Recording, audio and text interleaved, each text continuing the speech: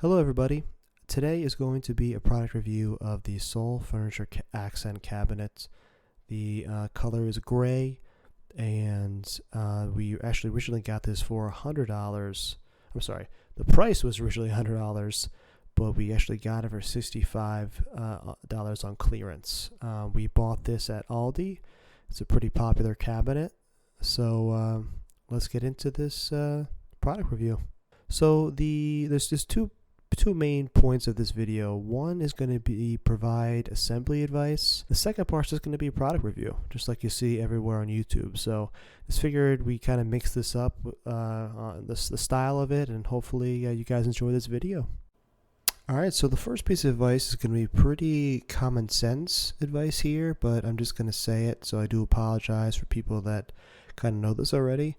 But you need to find a large open space. I mean, it's a product made of wood, right? So you don't want anything to scratch it, especially its own pieces, right? So that's a good second piece of advice, I would say. The third thing is don't use a drill, okay? Use a screwdriver. The instruction says use a screwdriver. You don't want to use a drill because you don't want to over tighten anything by mistake, and because, like I just said, the quality of the wood, you don't want to over tighten it, and I'm sure it can over tighten easily. Like I said, use a screwdriver. The drill's tempting, I know. Just use a screwdriver. Alright, so now we're going to get into advice that's related to the instructions as you go through it. Okay, the first thing I'll say is the connector nuts. It says in the instructions to put the connector nuts in as you attach a couple of pieces of the cabinet right before you screw them in with those connector nuts. So what I would do is, or what I figured out was, don't put those connector nuts in until the cabinet pieces are together, and then put the connector nuts in and tighten them in. And I say that because I follow the instructions, and what happened was when all the pieces were standing up and they were connected, not tightened in connected, just connected temporarily, the connector nuts just fell out because they weren't tightened yet, and gravity, because everything is standing up, the cabinet pieces, they just fell out.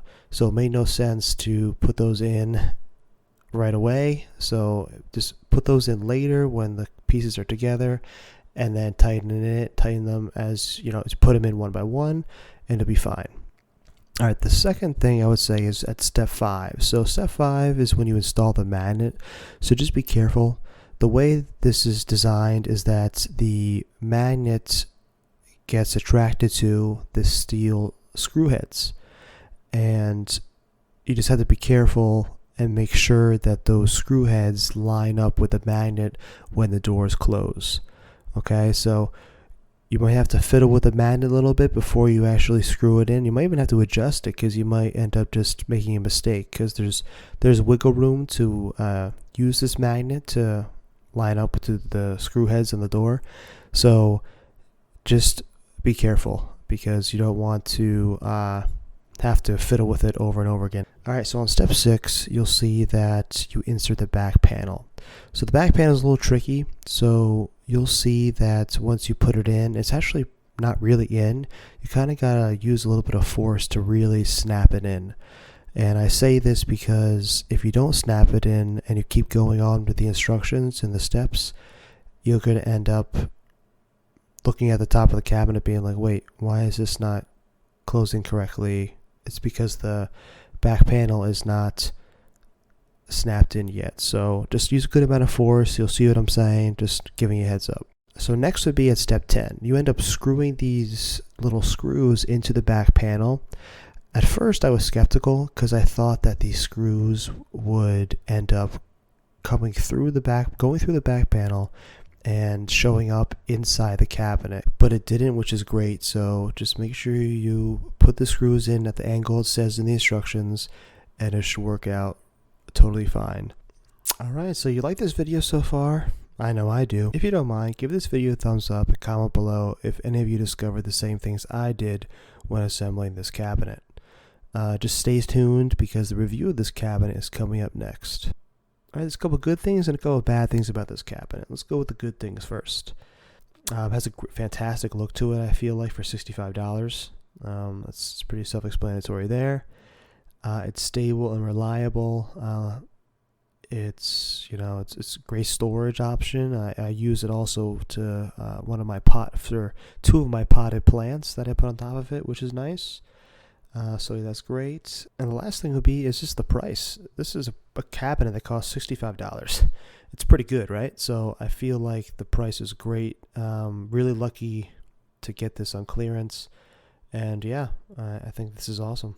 All right, it's a couple bad things. I said this before, but the wood will scratch easily. So you just got to really be careful from A to Z when assembling this thing. And also afterwards when you put it away, whatever you use it for, just keep it away from small children or pets that will jump on it, or even children that jump on it. And the last thing that I really didn't like was this. I have two of these cabinets. So the second one that I assembled, not this one in front of you, the second one, the drills for the pre-drilled holes for the magnets on the doors did not match up to the magnet. So I had to end up basically drilling my own new holes just to make sure that the doors of the cabinet closed. So I don't know if it was a manufacturing issue.